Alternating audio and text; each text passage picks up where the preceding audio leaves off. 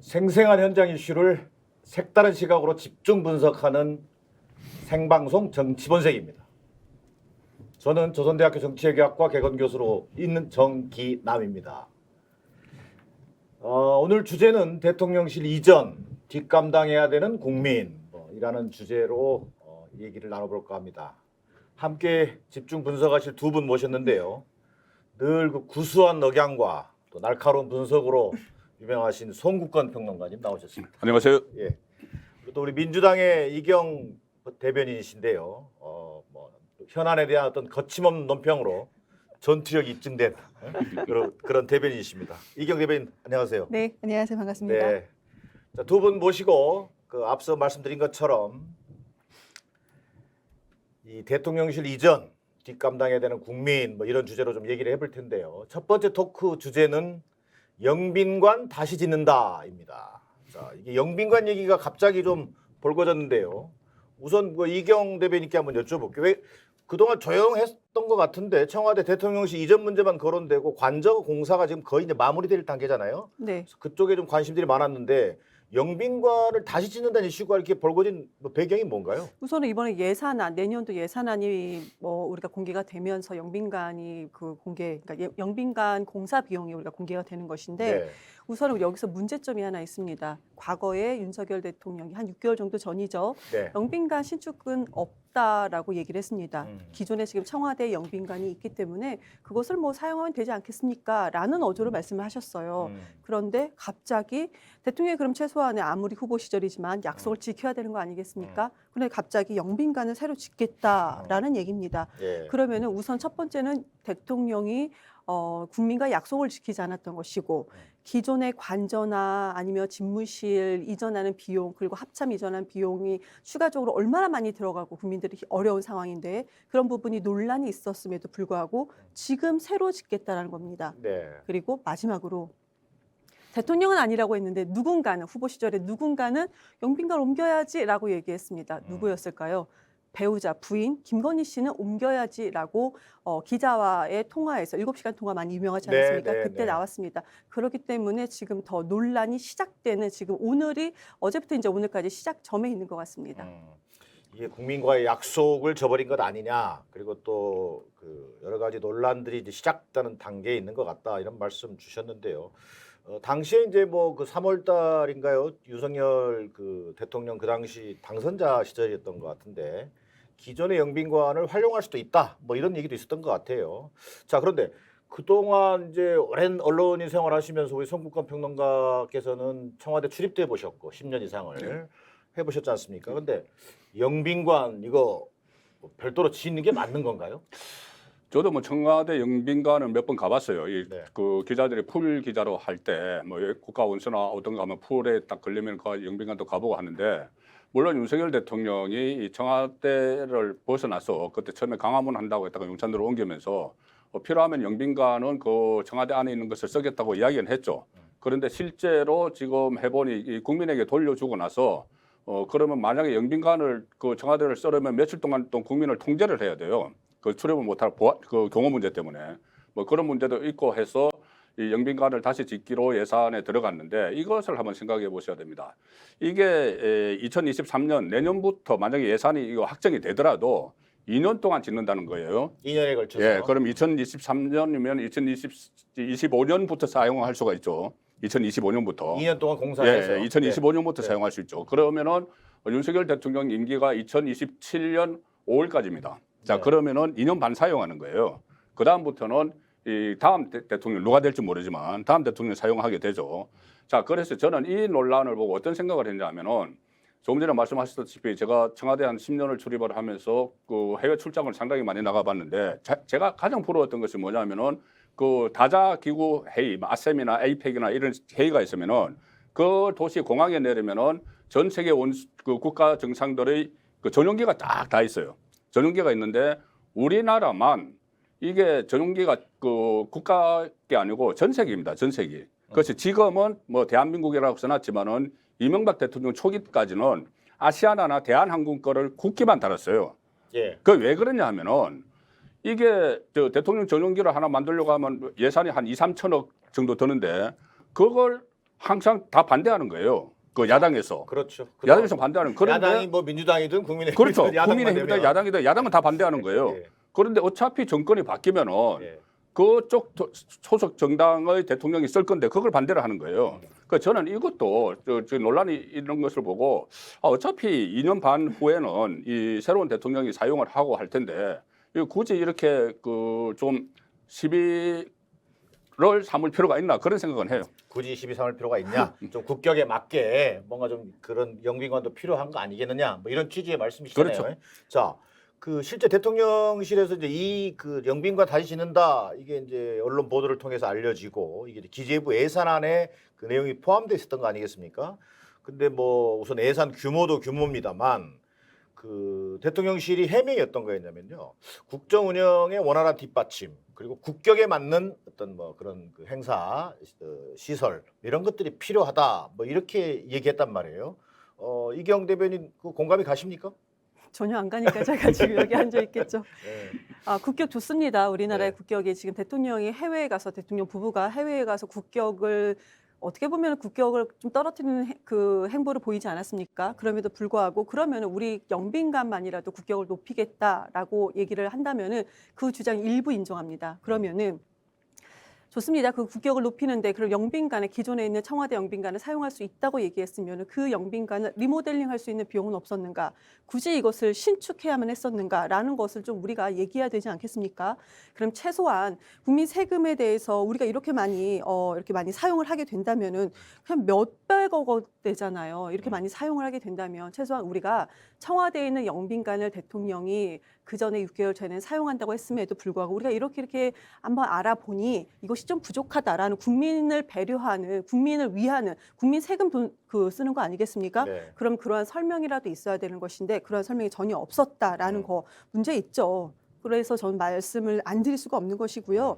근데 제가 아까 앞에서도 관저나 집무실이라든지 합산 이전 비용을 아까 말씀 안 드렸지만 관저하면 뭐가 떠오릅니까? 관저 이전 비용이 뭐 물론 수의계약으로 12억 원이 됐다, 측정됐다라는 거 그런 부분도 물론 있겠지만 비대 비용으로만 그러니까 변기 교체 비용만 2천만 원이 넘게 들어요. 비대 화장실에 네. 쓰는 비대. 그러니까 변기 그러니까 저는 이제 비대는 제가 해석한 것이고 변기 저는 교체 부대로 비용. 들었어요. 부대 비용인 줄 알았어요. 근데 비대 비용만 2천만 그러니까 원이다. 그거예요. 그러니까 우리가 언론에서 확인할 수 있는 것은 변기 교체 비용이 2천만 원입니다. 그것도 관저에만요. 이게 말이 되느냐. 그래서 많은 국민들이 댓글에 그런 얘기 나오잖아요. 황금으로 무슨 만드냐 이런 얘기 나옵니다. 네. 이거 국민 세금 아니겠습니까? 집무실도 할 얘기 많죠, 솔직히. 당초 500억 원이었다가 지금 뭐 300억 원은 추가돼서 지금 다 완성되지 않았습니다. 그럼에도 불구하고 800억 원이 추가로 더 필요하다라는 거 아니겠습니까? 네. 이미 500억 원은 사용을 했어요. 그 언론에서도 보면은 현재까지 500억 원을 사용하고 37억 원을 더 사용했다. 지금 이것이 현재까지인 거고 여기 플러스 300억 원 정도가 추가로 더 필요하다라는 것이 우리가 지금 파악하고 있는 것입니다. 이게 말이 됩니까? 당초에 집무실 이전할 때요. 국민의힘 측에서 뭐라고 했습니까? 아니 인테리어 비용 정도만 우리가 들어가는 것이고 신축은 없다라고 했습니다. 그런데 인테리어 비용이 이렇게 많이 들어간다고 상상이나 할 수 있었습니까? 그러니까 최소한 국민 세금으로 무엇을 하기 위해서는 그런 국민들께서 납득할 수 있는 설명이라도 돼야 되는 것인데 이거 지금 뭐 2년 있다가 사용한다고 하지 않았습니까? 뭐 2년 정도 들고 다음 대통령이 사용한다 했는데 다시 처음으로 돌아간다면 국민들께서 청와대 이전 찬성하셨습니까? 이게 공론화 됐습니까? 전혀 없습니다. 한마디로 본인들이 국민 세금으로 좀 더 깨끗한 집에서 아니 또 조금 더 좋은 호화로운 생활을 하기 위해서 아니 그 변기 2천만 원짜리 사용하기 위해서라고밖에 생각할 수가 없어요, 솔직히. 그 정말 비대- 완전히 무시하는 네. 비대보다는 예. 그걸로 해주세요. 변기로. 변기로? 변기로. 우리 좀 억양은 좀 이상하지만 네, 네. 언론에선 변기로 나왔습니다. 그 이야기하니까 갑자기 예전에 그런 얘기까지 생각납니다. 이 박근혜 전 대통령 시절 때인데 아예 뭐 박근혜 대통령이 그 인천시를 방문했는데 네. 당시 송영기 시장입니다. 근데 그 비대를 직접 들고 와서 맞아요. 청와대 그 일종의 부속실 멤버들이겠죠. 그랬던 이야기가 갑자기 생각나는데 뭐 물론 뭐 그 액수가 중요한 게 아니라 이제 어떤 국민적 동의라고 하는 것들을 이제 강조하면서 하나의 이제 그 예를 든 거로 보여집니다. 자, 지금 이경 대변인 말씀처럼 그동안 집무실 이전 비용으로 약 그 496억 정도 들 거다. 뭐 이렇게 이제 밝혀왔단 네. 말이에요. 근데 하지만 그 이후에 이제 다른 정부 부처 예산까지도 막 306억인가 뭐 네. 이상을 추가로 갖다 썼단 말이에요. 그러면서 이게 관련 비용이 눈덩이처럼 불어나고 있어요. 이전 비용이라고 하는 것 자체를 전체를 보면. 자, 이런 상황에서 갑자기 또 영빈관이 지금 얼마입니까? 뭐 878억인가요? 네. 이게 든다고 하니 이게 뭐 국격도 국격이지만 이건 국민과의 약속이라고 하는 어떤 원칙적인 문제, 그다음에 또 이런 국민의 혈세가 이렇게 쓰여질 수 있는 거야라고 하는 국민적 반발도 있을 것 같거든요. 송국권 평론가. 이거는 일종의 어떻게 보면 프레임 만들기가 될 수 있는데 프레임. 병기에 2천만 원이 들어갔다 이러면은 국민들은 분노하죠. 네, 네. 자, 간주에서 병기에 2천만 원 분노하는데 저는 아직 그 기사를 보지는 못했지만 이제 네, 네. 보셨으니까 말씀하셨을 텐데 저는 그런 생각은 들어요. 관저 그러면은 보통 일반 사람들의 주택 개념하고는 다릅니다. 거기 경호동이 같이 있고 경호원들이 머무는 장소가 있고 또 부속실 비서들이 머무는 장소가 있고 네. 관리하는 사람들이 또 머무는 장소가 있고 네. 그러니까 일종의 하나의 어떤 이 집합체지 개인 주택으로 생각을 해서 병기 2천만 원 그러면은 정말 그거 뭐 한금으로 도색했느냐 이런 말 예, 나올 수가 예, 있지만 예. 거기에 아마 그 병기 설치되는 데가 상당히 많을 거예요.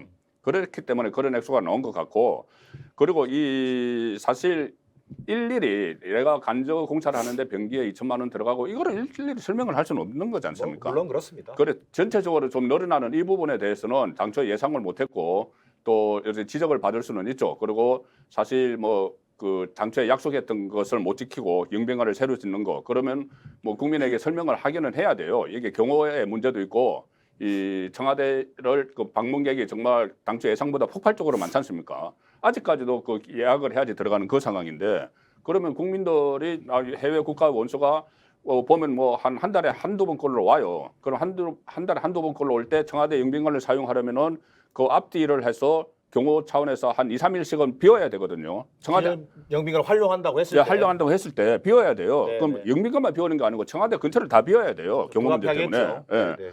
이제 그런 문제를 좀 설명을 없이 이렇게 한 것은 저도 뭐 좀 세심하지 못했다고는 생각을 하는데 가령 예를 들어서 또 취임 축하 그 리셉션을 신라 호텔에 했을 때 그때 민주당에서 엄청나게 비판을 했어요. 뭘 호텔에서 하느냐 그거를. 네, 네. 그리고 또 국방 컨벤션 센터 거기서 또 뭐 외국 정상이 왔을 때 만찬을 했을 때 아니 그 무슨 뭐 군사 국가냐 군사 독재 국가냐 이런 이야기를 나왔거든요. 네. 그러니 그런 막상 취임을 해서 이런저런 그 맞고 지적을 해보니 아 그러면 영빈관을 차라리 하나 번듯하게 짓는 게 낫겠다 이렇게 해서 추진을 했다고 이해를 해주시면 될 것 같아요. 제가 네 좋은 말씀 해주셨어요. 네. 그런데 또 제가 반론은 안 할 수가 없지 음. 않습니까? 그러니까 아까 변기 교체 비용은 예산안에 변기 교체 비용 2,156만 원이라고 나와 있습니다. 네. 그러니까 그것은 기사를 우리 네, 평론가님께서 저는 보지 못 않으셨어도 봤어요. 네, 네. 그거는 이제 놓칠 수는 있죠. 그것이 네. 팩트라는 점 말씀드리고요. 그리고 지금 저는 그 얘기 해드리고 싶어요. 이것이 지금 우리가 이 비용을 굳이 지금 들어가야 되는 것이 맞느냐?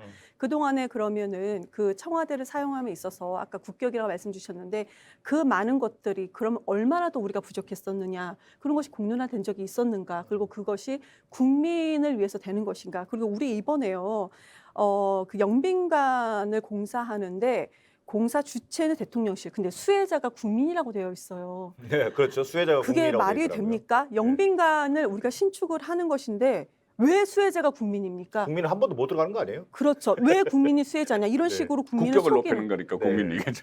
좀 추상적이긴 하네요. 아, 그런데 국민은 오히려 이것을 듣고 웃긴다 이런 예. 얘기를 안 할 수가 없을 것 같아요. 그렇죠. 우리를 바보로 하는 것인가? 라는 생각을 안 할 수가 없을 것이고 그 신라 호텔에서 영빈관에서 취임시켰던 것도요. 들어가지 않아도 되는 비용 33억 원을 왜 들어가게 합니까? 그것도 그렇고 저 비용을 얘기 안 할 수가 없어요. 그냥 이것을 청와대에서 나온다고만 나와 있는 것이 아닙니다. 우리 합찬 이전 비용이 본 건물 짓는 것만 해도 2,980억 원이 들어간다고 국방부 장관이 이미 국회에서 얘기를 했어요. 그런데 합창 공간도 추가적으로 3,500억 원이 더 필요하다고도 이미 얘기했습니다. 언론에 다 나와 있습니다.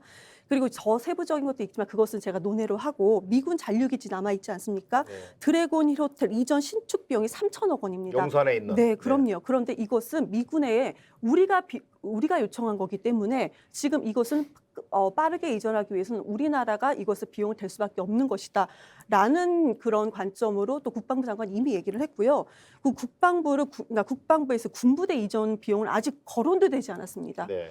군부대 이전 비용 아직 남아 있어요. 그러니까 이것이 얼마가 될지 우리도 모른다. 마지막으로 국방부가 지금 5곳으로 업무가 막 흩어져서 막 되게 혼란스럽다고 합니다. 국방부 장관이 나와서 했던 얘기. 그래서 별관을 또 리모델링하곤 했던 비용이 193억 원 정도가 더 필요하다고 얘기를 했습니다. 네. 보십시오. 지금 제가 하나하나 지금 큰 줄거리만 말씀을 드려도 이게 말이 되는 예산입니까 지금? 아직도 눈덩이처럼 불어날 예산이 걱정인 거죠 지금. 그런데 마지막으로 네. 그럼 이런 거 우리 기존의 대통령실, 집무실 그리고 관저 나라 장터에서 공개도 하지 않는다고 합니다. 수의 계약으로 된다. 이거 공사 이렇게 1조 가까이 되는 공사 누가 하는지 알고 있습니까? 몰라요. 네. 비공개예요. 네. 이것이 지금 국민 세금으로 자기 뭐 주머니 돈 마냥 이렇게 사용하는 거에 대해서 어떻게 비판을 안 할 수가 있겠습니까? 네, 천문학적인 예산이 들어가는데 여기에 대한 또 그 예산의 그 사용 방식과 관련해서 이거 짧게 한번 우리 송은권 평론가께 여쭤보겠는데 앞서 설명하셨던 것처럼 내년에 479억, 뭐 또 2024년에 381억 이런 이제 그래서 전체적으로 봤을 때 878억 정도의 신축 비용이 지금 소요될 걸로 본다. 근데 이 설계 시공을 일괄 입찰 방식으로 하고 예비 타당성 조사도 면제했단 말이에요. 이렇게 가도 되는 거예요? 이게 관저공사 같은 경우도 수의계약에서 논란이 좀 있었잖아요. 그건 흔히 있는 일은 아니었죠. 흔히 네, 있는 네. 일이 아닌 건 맞습니다. 네, 그런데 거기서 가령 예를 들어서 코바나 콘텐츠에 뭐 설계를 했던 업체가 참여를 했다. 그러면은 그것이 과연 그러면 김건희 여사가 가령 내가 아는 업체니까 그것을 집어넣어 했는지 아니면은 거기에 시행에 참여했던 업체가 보통 그런 그 간급 공사를 맡으려면은 실적이 있어야 되거든요. 그렇죠. 실적을 써면서 그것을 우리는 이런 실적이 있으니까 해서 했는지 뭐 그것 좀 정확히는 밝혀지지 않았죠. 네. 어쨌든 그 회피했으면 좋았을겠죠. 네. 회피했으면 좋았었는데 그것을 굳이 회피하지 않아서 논란이 일어나는 것은 사실이고 그리고 저는 지금 몇백억이 든다고 계속 이 비용 가지고 계속 말씀을 하고 그런 지적이 있을 수 있지만 네. 그러면 그 몇백억의 국민 세금이 들어가는 대신 효과는 없느냐? 저는 사실 처음에 청와대를 무작정 옮긴다고 했을 때 상당히 저는 반대했습니다. 제 개인적으로도 제 개인 방송에서도 너무 차분히 생각해야 된다 이런 이야기를 계속 했는데 자 어쨌든 옮겼어요. 옮기고 나서 그러면은 과연 전체 국가로 볼 때 몇백억의 가치가 없느냐? 저는 충분히 있다고 봐요. 두 가지인데 하나는 이 청와대를 떠남으로 해서 이 국민들의 명소가 됐어요. 네, 국민들이 네. 상당히 많이 가고 상당히 많이 협조게 하고 그리고 그 근처 상권도 살아나고 이런 긍정적인 측면이 있습니다. 상권이 그 근처에 살아나는 것은 결국 국가에 도움이 되는 이야기죠. 그리고 국민들이 가서 거기서 즐기고 과거에 대통령이 앉았던 자리에 앉아보고 이런 것은 이 과거에는 상상도 하지 못했던 거죠. 일종의 무형의 효과라는 게 있다는 예, 거죠. 그리고 그 효과가 있고 또 네. 하나 효과가 뭐냐면은 이 윤석열 대통령이 청와대를 나와서 용산 집무실로 가고 나서 이 대통령의 소통 문제 저는 청와대 출입을 10년을 했지만 대통령과 직접 대화 나눠본 게 몇 번 없습니다. 네. 그런데 저는 요새 아침에 도어 스태핑 하는 거 보면 아직도 저는 가슴이 뛰어요. 정말 출입해보고 싶어요. 네, 네. 직접 대통령에게 그날 현안을 물어볼 수 있는 거 이거 물론 그 과정에서 윤석열 대통령이 말을 또 잘못해서 지지율도 깎아먹고 하지만 이런 모습은 과거에 문재인 정부 때까지 그전에 뭐 박근혜 대통령 시절에 저는 그 탄핵된 그 직접적인 이유가 최순실 씨인데 최서원 씨의 존재를 몰랐어요. 청와대 출입 기자들이. 네. 그 안에 그 요리사도 다 아는 최서원이라는 존재를 청와대 출입 기자들은 몰랐습니다. 들어가지를 못하고 물어볼 길이 없으니까는. 그런데 지금은 최소한 그런 그 리스크는 없앴지 않습니까? 막 네. 밀실에서만 일어나고 있는 이런 거.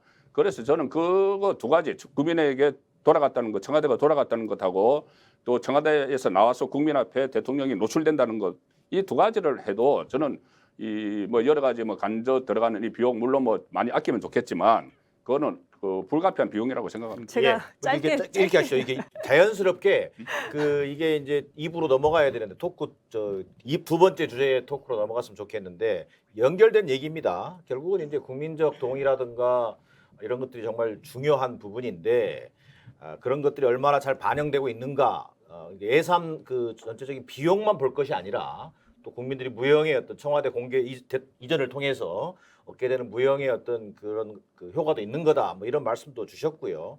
자, 그런데 이경 대변인께서 얘기해 주시면 좋겠는데 이제 국민 정서가 그럼 도대체 어떤가? 이제 이게 중요한데 국민 정서와는 아랑곳하지 않고 지금 이전을 추진하지 하는 것 아닌가? 뭐 이런 지적이란 말이에요. 자, 그러면 이게 이제 그 예산의 규모라든지 국민적 어떤 동의라든지 이런 것들을 봤을 때 결국은 이번 정기국회에서 예산 심사를 통해서 이것을 이제 결정해야 된단 말이에요. 예산 심사 이거 순조롭게 통과할 수 있을까요? 설명을 잘 한다면은요. 설명을 잘 잘 한다면은 가능성은 있다고 보여집니다. 네. 그러니까 그것은 국민의힘이 얼마나 진실성 있게 그리고 이제 대통령실이죠. 네. 대통령실에서도 얼마나 진실성 있게 설명을 하느냐인데 근데 이미 시작부부터 지금 시작부터 공사를 누가 하지? 그 많은 비용이 그러면 대통령실과 관저의 지금 리모델링과 신축 공사 비용도 아직 그리고 합참 이전 신축 공사 리모델링 비용도 아직 진행 중인 것인데 누가 하지? 이런 부분에 대해서 그리고 전체 얼마 예산이 비용이 들어가는 것이지? 이런 부분에 대해서 설명이 제대로 되지 않는다면은 지금 영빈관에 대해서도 국민은 항상 의심할 수밖에 없는 상황입니다. 그리고요. 청와대를 공개함으로써 그 뭐 용산으로 이전해서 국민들과 대통령실 소통이 더 잘 된다라고 말씀 주셨는데요. 오히려 그 전에 청와대 근처에 국민들이 접근할 수 있는 거와 지금 용산 대통령실 접근할 수 있는 거가 비교해 보자면 더 못합니다. 예. 용산 대통령실 국민들이 그 전에 청와대 근처에 국민들이 왔다 갔다 접근할 수 있는 것 좀 지금 할 수 있습니까? 거기는요 군부대 시설이에요. 네. 더 안 되고 있습니다. 그런데 마치 소통하는 것처럼 얘기를 하고 있고 그리고 소통도요 그 아침에 그 도어 스텝 인터뷰라고 하는 것도 뭐 약식 기자회견이요. 거기서 뭐가 그렇게 소통이 되고 있습니까? 소통이라는 것은 불편한 질문을 받았을 때 그에 대해서 충분히 설명을 해야 되는 것이 소통인 것인데 우리가 약식 기자회견에서 그런 질문 하지 맙시다. 아니 그러면 우리는 이번에는 그런 질문을 전혀 받지 않고 이번에 수해 관련된 것만 뭐 피해 관련된 것만 질문 받겠다. 이렇게 또 규정하지 않았습니까? 네. 그러니까 소통은 더 없이 불통밖에 되지 않는다라는 말씀을 드릴 수밖에 없습니다. 그리고 시민들이요, 그러면 국민들께서 그럼 우리 예산은 뭐가 됐냐? 이번에요 노인 일자리 예산 완전히 다 삭감됐습니다. 네. 노인 일자리가 없어지는 거예요. 그런데 우리나라가 노인 빈곤율이 OECD 국가 중에서 1위입니다. 그런데 노인 경제 참여율도 1위예요. 한마디로 노인 복지에 대해서 전혀 우리가 다른 OECD 국가 중에 상대적으로 우리가 준비되지 않았기 때문에 노인이요. 우리나라 노인의 반이 월 수입이 100만 원이 안 된대요. 그러면서 경제에 참여하는 노인이 지금 그런 식으로 OECD 국가에서 1위밖에 되지 않는다. 그런데 공공형 일자리를 다 주겠다. 그리고 민간주도 일자리를 하겠다는 것입니다. 그럼 현재 노인들이 공공형 일자리라고 우리가 알 수 있는 것이 무엇이냐? 왜 아침에 아이들 등굣길에 노인 그 어르신들이 이렇게 같이 보조 역할 하지 않습니까? 네. 그런 일자리. 그리고 우리가 그 쓰레기 줍기라든지 그런 일자리 하지 않습니까? 그런 일자리입니다. 근데 이것을 민간주도 일자리로 바꾼다고 합니다.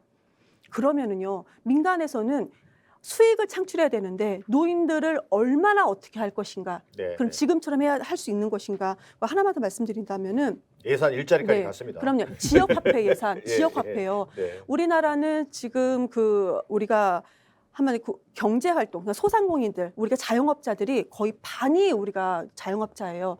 그런데 지역화폐 예산이 0원이에요. 네. 아예 빵원. 이게 말이 됩니까? 예. 그러면 소상공인들, 자영업자들이 지역화폐 예산에 대해서 긍정적이었냐? 지금까지는 상당히 긍정적이었습니다. 그런데 이걸 아예 삭감을 이렇게 해요. 이러면서 지금 본인들이 거주하는 데는 무슨 용궁인지 뭔지는 모르겠으나 화려하게 저 변기 얘기를 또 안 할 수가 없어요. 2천만 원짜리로 교차 비용을 이렇게 하고 있고 이러니까 지금 국회에서 아무리 이번에 정기국회 때 설명을 한다 하더라도 이것이 얼마나 국민들께서 납득하시고 이해하실지는 저는 미지수라고 네. 생각합니다. 하여튼 나라 살림에 우선순위가 있는 것 아니냐. 이제 그런 측면에서 문제를 지적하신 것 같고요. 우리가 2부 주제가 이제 2부 토크 두 번째 주제가 국민 정서는 모르겠다. 뭐 이런 이제 주제로 지금 하고 있는데 이 국민 정서와 관련해서 이런 예산 규모 뭐 예산의 우선순위 이런 부분에 대한 어떤 그 지적도 있지만 이게 또 약간 관련해서요. 이게 이제 그 배경과 관련해서 이게 갑자기 왜 영빈관이 신축 문제가 튀어나왔냐 이게 이제 뒷얘기들이 좀 있습니다. 그래서 이제 지난 그 앞서 그 모두의 우리 이경 대변인께서 얘기했습니다만 그 대선 당시 그러니까 한 12월 경으로 제가 기억하는데 김건희 여사와 그 서울의 소리 이명수 기자 간의 녹취록에서 이제 언급된 내용입니다. 이제 그러다 보니까 뒷말이 무성할 수밖에 없는데 한번 이게 준비됐으면 그때 녹취록을 한번 들어보시고 또 우리 송국근 평론가 또 의견 들어보겠습니다. 내 아는 그 도사 중에 총장님이 대통령이 된다 하더라고. 근데 그 사람이 청와대 들어가자마자 영빈관을 옮겨야 된다 하더라고. 옮길 거야. 옮길 거예요. 자, 영빈관 옮긴다고 하더라. 이게 어떤 잘 아는 도사님이 얘기했다는 거예요. 도사님이 영빈관 옮긴다더라 얘기하니까 총장님이 대통령이 될 거라고 하더라. 대통령이 될 거라고 하면서 그러면 영빈관도 옮긴다고 하더라. 네. 그러니까 옮길 거야라고 이제 화답해 주는 거란 말이에요. 김건희 여사가. 근데 거기 질문에 보면 이게 있습니다. 청와대에 들어가자마자 옮겨야 된다고 하더라. 네네. 청와대에 들어가자마자. 네네. 그때는 그렇죠. 청와대 밖으로 나오는 게 아니고 청와대에 들어가자마자 영빈관을 옮겨야 된다고 하더라. 앞에 이제 그 수식어가 있다 이거죠. 네, 청와대에 들어가자마자는 네. 그 영빈관이 저도 몇 차례 가봤다고 말씀드렸는데 그 앞에서 뭐 의장대가 이렇게 뭐 행사를 하고 하기에 좀 좁습니다. 그렇죠. 좁아요. 마당도 좁아요. 그리고 그래서 어쨌든 뭐 그것이 이 이명수 씨가 무슨 의도로 그렇게 물어보고 옮겨야 된다고 했는지 모르겠지만 저 대답을 들어보면은 이 김건희 대표는 그때 당시에 무슨 말인지 정확히 모르고 옮길 거야 이렇게 하는 것 같아요. 그것을 무슨 뭐 그 도사가 옮겨야 된다고 하니까는 그래 그 도사 말에 따르겠어 이런 그 뉘앙스는 저는 아니라고 봅니다. 저는 오히려 이렇게 들리는데요. 미리 알고 있었다. 아니, 본인도. 영빈관을 옮길 거라고 하는 얘기는 이미 녹취록에서 언급되는 도사가 얘기를 한 거예요. 그리고 거기에 김건희 여사도 이미 동의한 거예요. 그리고 이것이 그 당시에 그러니까 자연스럽게 응이라고 화답할 수밖에 없었던 거 아닌가. 그래서 지금 이 배경이 지금 뒷말이 무성하다는 얘기는 그러다 보니까 이번에 또 청와대 영빈관 이거 갑자기 짓는 거 보니까 그동안 조용하더니 이 뭐 구렁이 담 넘어가듯이 그냥 또 하려다가 지금 밝혀진 거 아니야? 뭐 이렇게까지 오해를 하는 거란 그러니까 말이에요. 그때 말하고 지금 옮기는 거하고를 같이 등치시키기가 곤란하다는 게 그거는 청와대에 들어가자마자 그럼 청와대 안에 있는 영빈관을 뭐 다른 데 외부로 옮기든지 아니면 청와대 안에서 다른 장소로 옮기든지 그 이야기를 한 거고 네. 지금 청와대에서 나와서 청와대 밖에서 지금 영빈관을 짓는다는 거니까 네. 그걸 지금 차원이 다르다. 자, 이경 대변인 어떻게 들으셨어요? 녹취록. 국민께서 이해하실까요? 지금 제가 우리 평론가님 정말 존경하는데요. 지금 말씀은 솔직히 납득을 못할 것 같아요. 우선은 대통령은 청와대에서 단 하루도 있을 수 없다고 그랬고 영빈관은 사용이 가능할 것이라고 얘기했습니다. 사용할 수 있다라고 얘기했어요. 그런데 김건희 씨가 7시간 녹취록에서는 기자가 청와대 영빈관 옮겨야 된다고 하던데 그럼 옮길 거야 라고 했습니다. 우리 결론은 뭐냐면 청와대엔 단 하루도 있지 않았던 것은 팩트. 지금까지 맞습니다. 영빈관 옮기는 거요. 지금 옮긴다고 추진되는 거 맞습니다. 그러면은 기존에부터 영빈관을 옮기려고 했다면 국민의힘이라든지 대통령실이라든지 이런 얘기 나와야 되는 것인데 앵커님께서 앞서 말씀 주신 것처럼 아니요 얼렁뚱땅 몰래 하려다가 지금 이렇게 들통난 거 아닌가라는 의문을 우리 가질 수밖에 없어요. 지금 그런 상황이다라는 말씀은 안 드릴 수가 없습니다. 그리고 집무실이요. 대통령의 집무실을 2층과 5층을 대통령과 영부인 김건희 씨가 왜 같이 사용해야 되죠? 그러니까 지금 국민들께서는 이것이 윤석열 정권이 아니고 김건희 정권이 아니냐. 김건희 씨가 하는 대로 이렇게 돌아가는 것이 아닌가 하는 이상한 점을 우리가 얘기를 하지 않을 수가 없는 거예요. 이경 대변인은 좀 네. 세게 얘기하셨네요. 그리고 이제 제가 아까 바깥에서 말씀드렸던 시중에서는 아까 제가 말씀드렸던 거 제가 네. 좀 말실수를 한 것 네, 같은데 네. 자영업자가 우리나라의 50%가 아니고 25%이라는 점 네. 다시 정정해서 네, 말씀드리겠습니다. 이게 지금 김건희 정권 이런 얘기는 좀 상대적으로 또 주관적인 표현이긴 합니다만. 아니 5층 집무실을 같이 사용을 한다. 그것은 이제 김건희 여사의 독립적인 공간이 그 용산 안에 없기 때문에 만약에 이제 와서 뭐 일이 있을 때면 이제 거기 갈 수밖에 없는 것이고 자 청와대 문재인 대통령 때까지 청와대 본관 가보셨어요? 청와대 본관 가시면 이렇게 본관에 2층으로 올라가면은 여기 대통령 집무실이 있는데 2층으로 올라가는 큰 계단 옆에 보면은 무궁화실이라고 있어요. 네. 무궁화실이 영부인 집무실입니다. 예. 거기에 영부인 집무실도 있고 또 제2부속실도 거기 있고 그리고 그 영부인의 접견실 같은 거 별도의 공간이 다 있었어요. 그런데 이것을 용산으로 옮기다 보니 그 제2부속실을 안 만든다고 그렇게 이야기를 한 상황이라서 그 영부인이 잠깐이라도 와가지고 그러니까 대통령 배우자가 잠깐이라도 와서 무슨 뭐 가령 예를 들어서 해외 출장을 가는데 업무 뭐 협의를 해야 된다든가 하면은 있을 공간 자체가 없기 때문에 그때는 한 번씩 오면은 대통령실 거기 5층에 같이 쓴다는 그 이야기지 대통령실에 그 배우자가 와가지고 국정을 뭐 이렇게 저렇게 한다 이렇게 그것을 확대 해석해 버리면은 그것은 좀 저는 이 최근에 그 그러니까는 그 김건희 여사에 대해서 계속 이런저런 이야기하는 것이 딱 핵심은 그겁니다. 어떤 비선 이야기를 하고 싶은 거예요. 비선 실세. 예. 최서원 씨, 네. 최순실 씨. 최순실, 예, 최서원. 그것을 지금 저는 계속 국민이 연상시키도록 하기 위한 것 아닌가 저는 그런 생각이 들어요. 저는 이제 그 두 분 말씀드리면서 그 윤석열 대통령이 취임하면서 사실상 이제 청와대 들어가지 않겠다. 소위 구중궁궐에서 빠져나오겠다. 이런 부분에 대해서는 국민적 동의가 어느 정도는 있었다고 봐요. 그 제왕적 대통령의 상징처럼 청와대가 그 작동을 했었고 또 구중궁궐이란 그 말 속에 많은 것이 함축되어 있다고 생각합니다.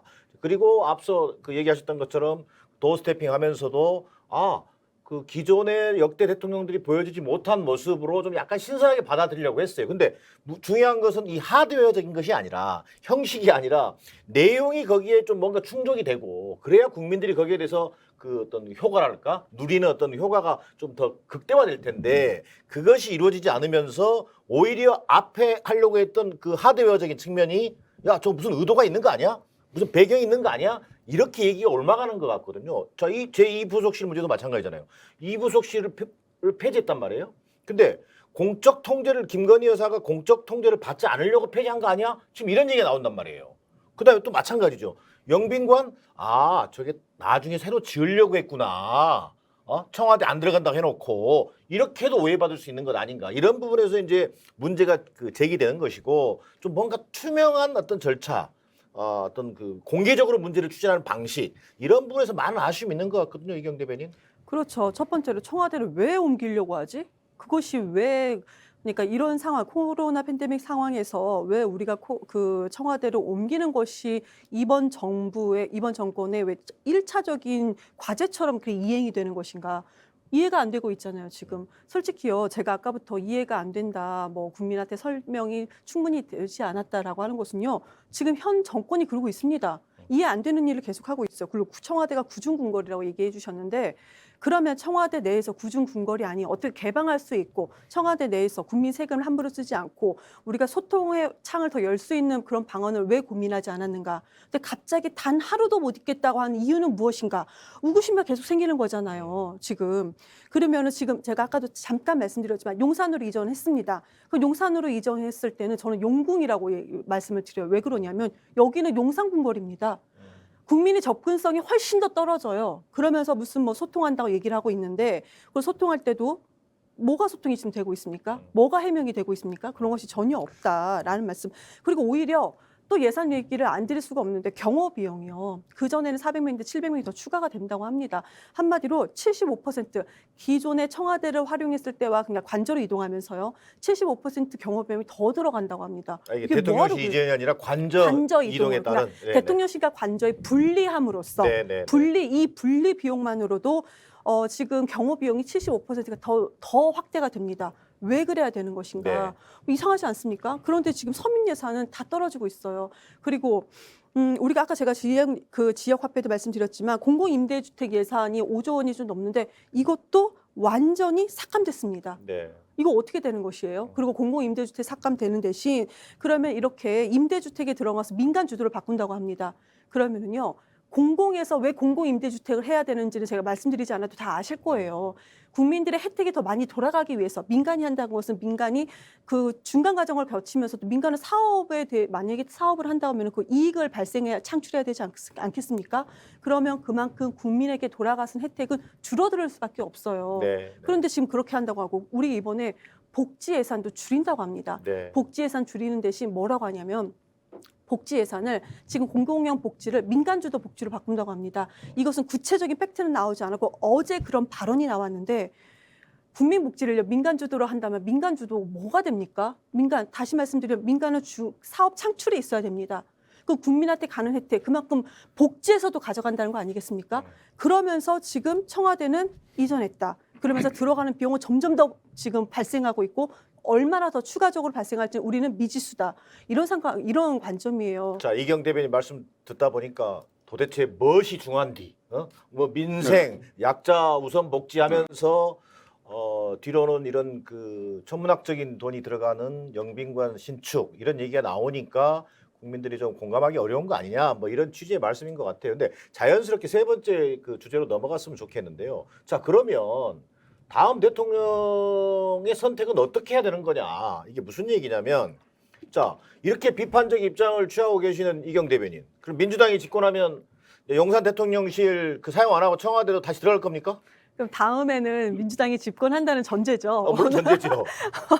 네, 우선은 민주당이 집권할 것 같다라는 생각은 들고요. 지금 상황으로서 예. 봤을 때는 생각이 들고 이미 다 신축을 해서 이미 다 들어갔습니다. 네. 그리고 합창 건물이라든지 본 건물이라든지 이거 다 이전할 거고 군부대도 이미 다 이전하는데 아주 천문학적인 예산이 전부 다 들어갑니다. 네. 그럼 그 상황에서 전 시작해야 된다고 생각합니다.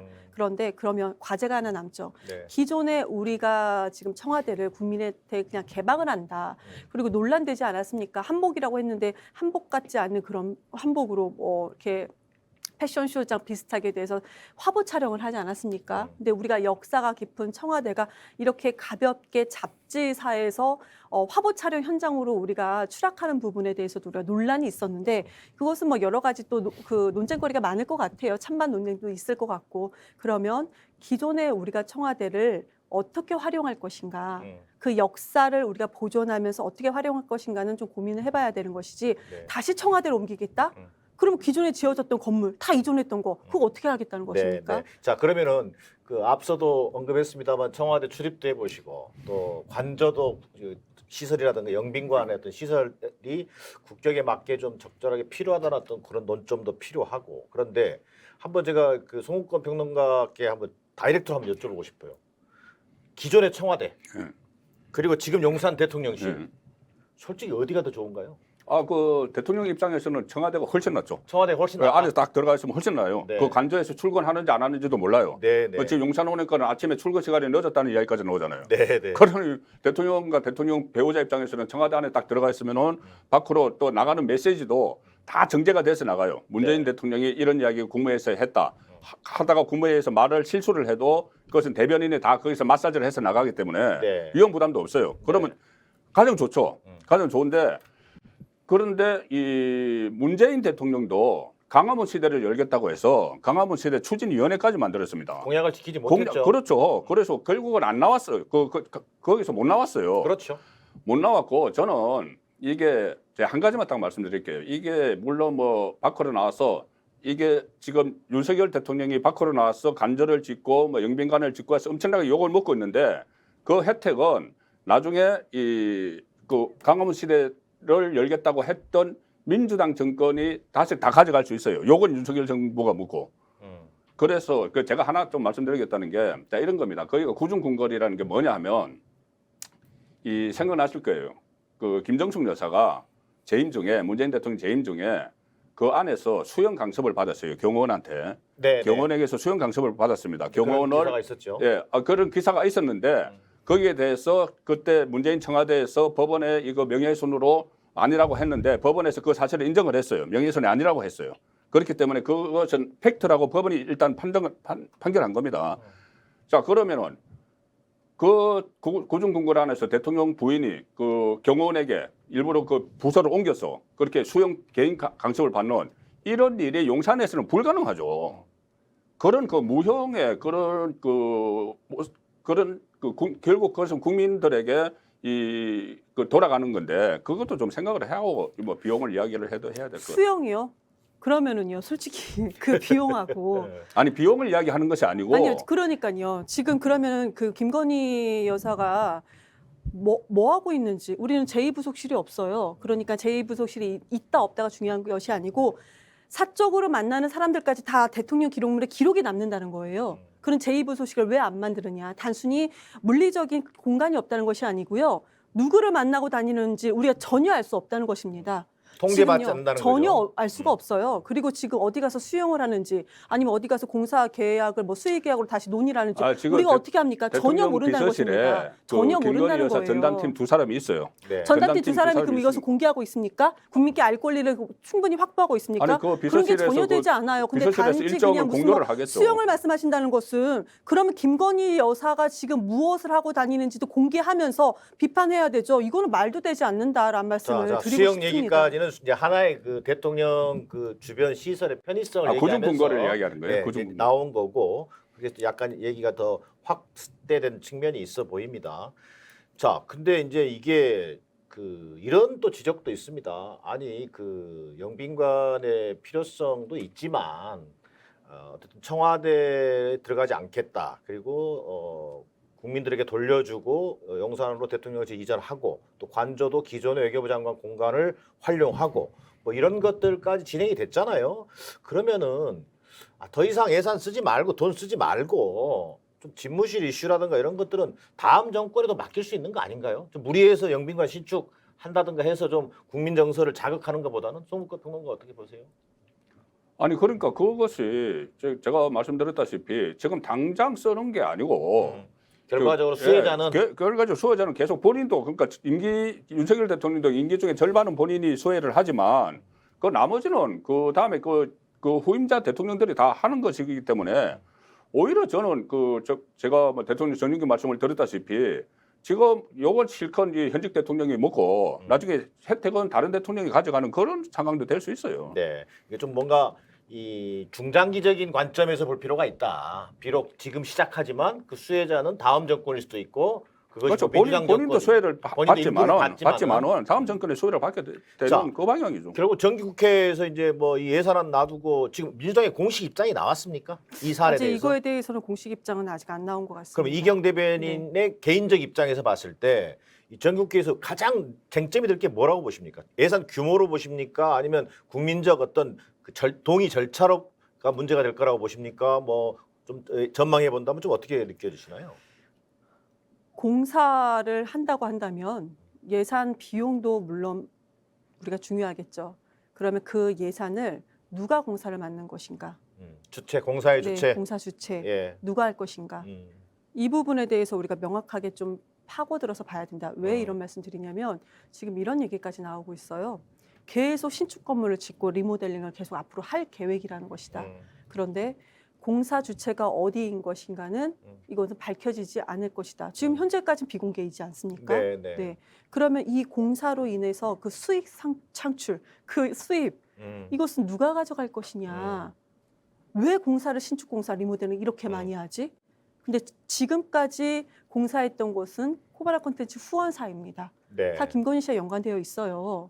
그래서 앞으로도 누가 공사할 것인가를 우리는 좀 집중적으로 봐야 된다라고 말씀을 드리겠습니다. 예산 규모도 규모지만 그 그 부분은 따져야죠. 사업 추진에 네. 따른 소위 이른바 떡고물, 이게 네. 공사 주체, 이게 그 주변인들, 뭐 코바나 컨텐츠라든지 뭐 이런 사람들이 독점하는 방식으로 간다면 이것 또한 문제 아니냐, 뭐 이런 제인 것 같아요. 그러니까 특별감찰관을 빨리 민주당에서 추천을 해야 돼요. 저 중요한 얘기세요. 네, 저도 특별감찰관 빨리 추천을 특별감찰관 얘기를 한번 하면 여쭤보려고 그랬어요. 네. 근데 제가 송국권 평론가께도 여쭤보고 얘기를 하셨으니까 자, 민주당 왜 특별감찰관 추천부터 하면 안 돼요? 지금 아니 언론에 공개적으로 우리 당에서는 이런 사람을 특별감찰관을 추천하겠다. 그러니까 누가 이렇게 그랬잖아요. 해서라도 여론을 좀 주도할 필요 없습니까? 누가 그랬잖아요. 그 김건희 사건에 사고 치는 게 놔두는 게 우리한테 유리하다고 이야기를 했죠. 아 그건 뭐 아니겠지만 그 이경 대변인 특별감찰관에 대한 지금 당의 입장이 너무 스탠스가 어떻게 답답한 되나요? 것이 예. 너무 답답한 것이요.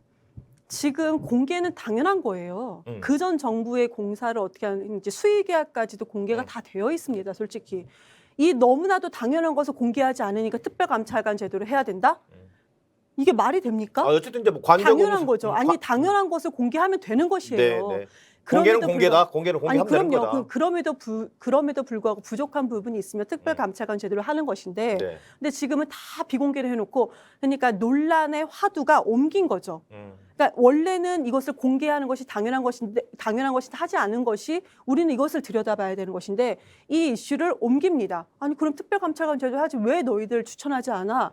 저는 그 이슈로 이전하는 것은 말이 안 된다 아니 생각합니다. 공개하지 않는 것을 기본적으로 공개를 해야 파헤치기 되지. 위해서 특별감찰관을 이렇게 하는 생각하면 거죠. 안 될까요? 아니 아니죠. 공개하지 기본적으로 않느냐? 공개하다는 것이 왜 공개를 안 합니까? 아니, 그러니까 이렇게 하면 되잖아요. 공개 안 하면은 그러니까요, 특별 우리 감찰관이 평론가, 우리 감찰을 해야 선배님께서도 되는 그럼 거죠. 공개하라고 먼저 얘기를 해야 아니, 되는 이렇게 것이죠. 하면 되죠. 이게 지금 이제 국정조사를 통해서 그 관저 공사 관련된 것을 국조를 지금 민주당이 추진하고 있지 않습니까? 그걸 통해서라도 어쨌든 그 공사 주체라든지 그 예산이 어떻게 제대로 쓰였는지라든지 또 그 과정에서 뭔가 사적인 어떤 그 이익들이 좀 이게 공유된 건 아닌지 뭐 이런 여러 가지를 파헤쳐 봐야 되지 않겠어요? 그거는 마찬가지죠. 이것도 예산이 투입된다면 이게 보면은 예산 항목이 뭡니까? 기재부의 국유재산관리기금 2023년도 예산안이거든요. 이 예산안이 제대로 집행되는지 또 이게 허투루 쓰여지진 않는지 이런 것들은 당연히 저는 짚어야 된다고 봐요. 자, 그런데 다시 얘기를 조금만 다시 돌아오면 특별감찰관이라는 게 왜 핑퐁만 치고 있냐는 거예요. 국민의 민주당을 내가 탓하는 게 아니라 특별감찰관 어느 한쪽에서 주도하면 안 되냐는 얘기를 그 부분에 국한해서만 우희경 대변인 한 번만 짧게 얘기해 주시죠. 특별감찰관 제도는 저는 필요하다면 추진될 것으로 저는 예상을 합니다. 근데 지금은 무엇이냐? 자, 국민의힘 쪽이나 용산 이제 대통령실이라든지 하는 게 뭐냐면, 자, 우리는 비공개로 공사 다 할 거야. 국민 예산이 뭐 조에 가까운 것을 들어가도 우리는 비공개를 할 것이다. 이거 알아내는 것은 너희들이 한번 알아내봐. 이상하다면 우리는 비공개할 것인데 너희들이 한번 이거 그럼 파헤쳐봐. 이것이 잘못됐다라는 것을 먼저 국민께 알려야 되죠. 네. 저는 그런 단계라고 지금은 생각합니다. 자, 이렇게 하시죠. 그러면은 이제 뭐 벌써 시간 정말 잘 가네요. 뭐 영빈관 다시 짓는 것 관련해서 이 지금 논란이 되고 있어서 오늘은 대통령실 이전 뒷감당 국민이 해야 되는 거 아니냐 뭐 이런 관점에서 논의를 했고요. 근데 국민 정서는 근데 도대체 어떻게 되는 것일까? 여기서 약간 의문이 있다. 자, 그렇다면 다음 대통령은 도대체 어떤 선택을 해야 되는 거냐? 뭐 이런 얘기까지 지금 왔단 말이에요. 마지막으로 두 분께 한 짧게 1분씩만 30초에서 1분 정도. 자, 그럼 지금이라도 이걸 추진하는 데 있어서 어떤 절차라든가 어떤 그 입장이 필요하다. 국민들의 어떤 동의를 구하는 차원에서 이 대목과 관련해서 짧게 한번 짚어주시면 좋겠습니다. 일단 투명하게 해야죠. 투명하게 지금 한다. 이렇게 논란이 됐기 때문에 대통령실에서도 지금 그 말씀하신 것처럼 너희들이 뭐 저 한번 밝혀봐. 우리는 공개 못해. 이렇게 하면 안 되는 거죠. 네, 네. 그렇게 만약에 갈 경우에는 지금 감사원도 있고 네. 감사원에서 감사를 할 수도 있는 것이고 감사 청구하면 돼요. 민주당에서. 감사 청구를 해서라도 그러니까 지금 용산 대통령실에서 이걸 투명하게 그 과정 또 사업 주체가 누군지 지금 말씀하신 것처럼 무슨 뭐 리베이트를 받기 위해서 누가 뭐 특정 업체가 들어갔는지 이런 것까지도 용산 대통령실에서 이야기를 안 하면은 지금 국민이 궁금해하면은 감사원에서 감사 청구를 하고 또 뭐 민주당에서 뭐 특위를 구성해서 조사를 하면 되는 거죠. 자, 그러면 민주당 입장에서 또는 뭐 이경 대변인 입장에서 영빈관 신축 반대 입장은 아닌 거죠. 이미 짓는다고 했고요. 예산에도 예. 들어갔는데. 그런 속에서 그럼 네. 자, 신축한다고 반대해봐야 좀 사실은 예산안까지 편성된 마당에 물론 뭐 국회에서 다 예산 삭감해버릴 수도 있겠어요. 그러나 여기서 윤석열 정부에 대해서 좀 조언을 한다면 어떤 말씀을 좀 해주실 수 있을까요? 윤석열 정권의 감사원은 국정운영, 그러니까 대통령이 국정운영을 돕는 기관이라는 식으로 이미 얘기했습니다. 그러니까 감사원이 감사를 한다는 것은 어렵다라는 말씀을 드릴 수밖에 없고요.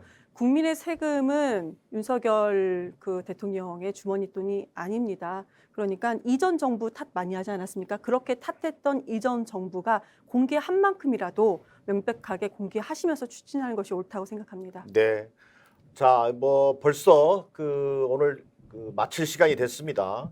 오늘 정치 본색에서는 대통령실 영빈관 신축 논란 관련해서 두 분 패널 모시고 집중 분석하는 시간을 가져봤습니다. 1조 원에 육박하는 막대한 국민의 혈세가 들어가는 것만큼 정말 필요한 사업이라면 투명하게 공개하고 또 국민 동의를 구하는 절차가 반드시 필요하다는 그런 공감대가 있었던 것 같습니다. 국민이 주인이기 때문입니다. 스픽스 애독자 여러분, 오늘 함께해 주셔서 감사합니다. 두 분 감사합니다. 여기서 마치겠습니다. 네, 감사합니다. 감사합니다.